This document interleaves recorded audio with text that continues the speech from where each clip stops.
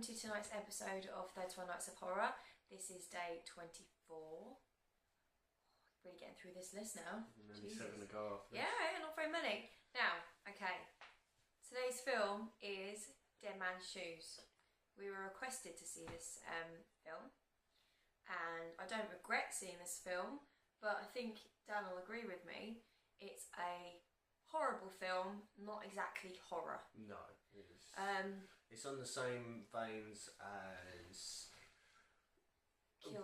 Kill List, Brighton Rock, that sort of thing. If you watch your English indie sort of films, it's the sort of one where you have these horrible things happening and it's gory, but it's not a horror. It's like, think of Taken, but if Taken was very gory and graphic. Yeah. That sort of thing. It's not a nice movie, but don't misunderstand, we realise that it's not a horror film, but we were requested, we've watched it, maybe we should have done a bit of research. Yeah, so if you want to say it's not a horror, we agree with you, but this is a horror movie. It's about death, there's a lot of death in it. But still, I mean, you'll hear the review in a second.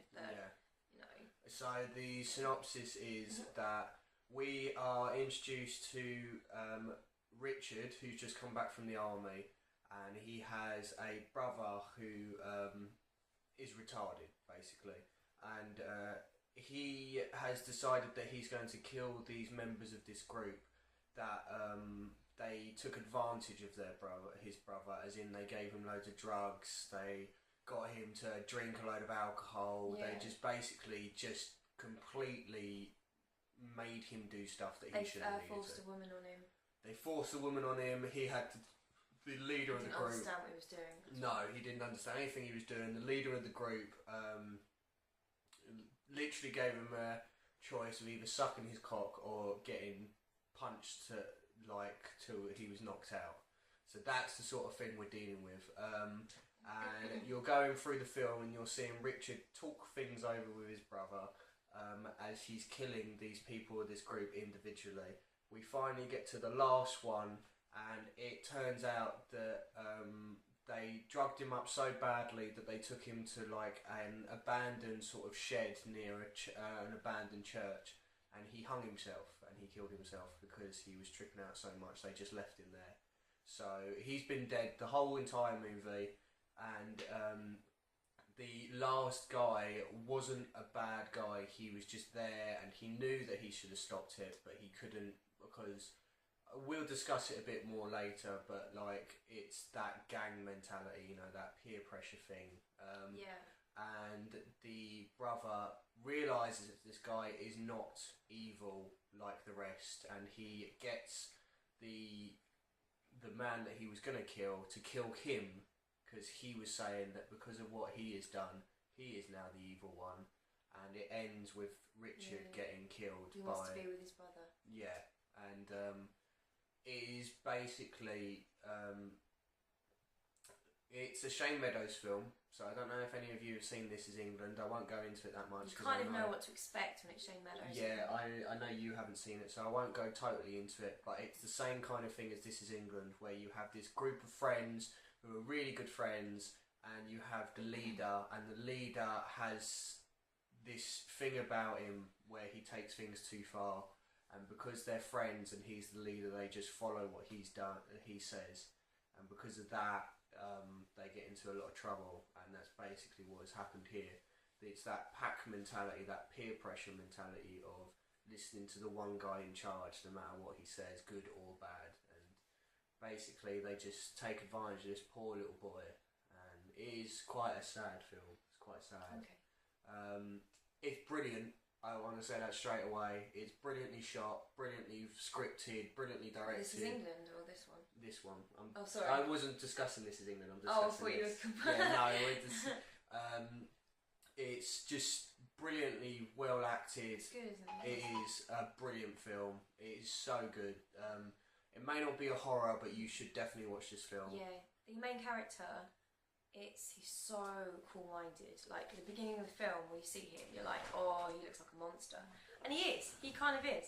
But, I mean, he's got his reasons. Not that he should be forgiven. But he's just intimidation. He is so good at it. Like, these other guys who are like... You see this... There's this other character who's like the leader of the he's like the drug dealer, the lead drug dealer, and we get introduced to him, and we get shown how brutal he can be, and then we see the main character Richard approach this drug dealer and see how weak he then becomes. Yes. Because the way he acts, like he turns up at one point with a gas mask on, and he just terrifies these other members. Yeah. And the stuff that he does, and he turns up at this other guy's house, who's also meant to be quite important in this drug ring, and like one of them gets his makeup put on his face. Yeah. Like really, like it might have been face paint or something, because it doesn't come off very easy, does it? No, it's like clown sort of. Yeah, yeah. It makes him literally just humiliates him. And then another guy in the group, he gets his hair dyed, which is actually very funny. Yeah. But he's just basically just showing off how ballsy he is, and he doesn't give a shit, and no one can touch him. No, he basically shows how dangerous he can be, and then he picks them off one by one, and then he gets the main three by drugging them their tea, and they're just literally tripping out for like a whole day, and he shoots one of them in the face. I think he actually caved someone's face in, didn't he, by punching them in a certain way, because he's meant to be from the army, so he open palmed punched them, and I think it just caved his face in, and then he stabbed the other one before he found out about the last guy. He turned out to be a decent guy, he just happened to have been in the crowd, and his main crime was the fact that he didn't stop it.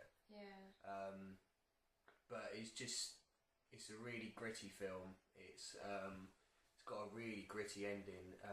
The music is brilliant in it. It's so good. Yeah, it's so good. The music goes with everything.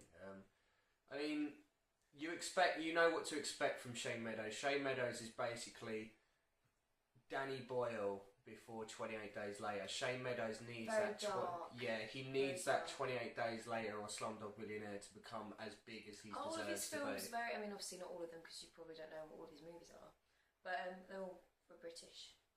Yeah. That British indie dark. Well, I can only compare this to This Is England, and I don't know whether anyone's seen This Is England. The film is very British indie thing, and then you've got the two TV series that like carry it on. And it's all in the same vein, and it's just, when you watch these sort of films, it's one of those things where it's like, how is this man not making Hollywood movies? You know, how is he still stuck with film? Maybe it would be ruined if he did, because if he suddenly got a big budget and suddenly got a crew around him and people censoring him, wouldn't that ruin it? Because while things are perfect, I know for him that would be great, he'd probably make a lot more money, but I mean, while he's doing things that are this good, maybe it's... But you could say the same for Del Toro, can't you? Yeah, Del Toro's taken to Hollywood. You just think it ain't broke. True, but they're not like we hadn't seen this film. Not enough people have seen This Is England. Have you seen Somerstown? No, I haven't. That's good. It's about a little boy who, as far as I remember, it's been years, but a little boy who makes friends with, I believe it's a Polish boy, and it's about how they get on in like sort of So is it like the gritty? Gritty Britain, it's all that. So he does it well. I mean, this is definitely one of those ones that you should definitely watch. Like we said, this is not a horror, so it kind of cheapens the fact that this is 31 Nights of Horror. I would rather have reviewed this film just by itself rather than be on the tagline of 31 Nights of Horror. I guess some people find this, I think some people would find this horror because obviously it's gang violence, isn't it? Kind of. I mean, he wasn't, but it's that whole. Yeah, it is. It's not like sort of typical. No, I mean it's not one of those ones. There's no ghosts, no murder, like murder sprees. There's nothing like that. It's just gang violence, and I always thought that was more thriller than horror. I guess so. But no, it's still nasty, very cringy. Yeah.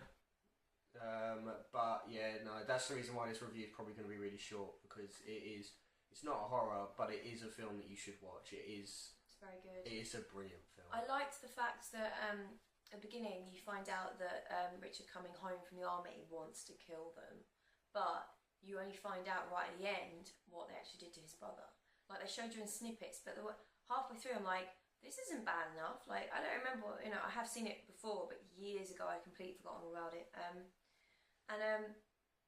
Like, you didn't know. Like, why would you want to kill him?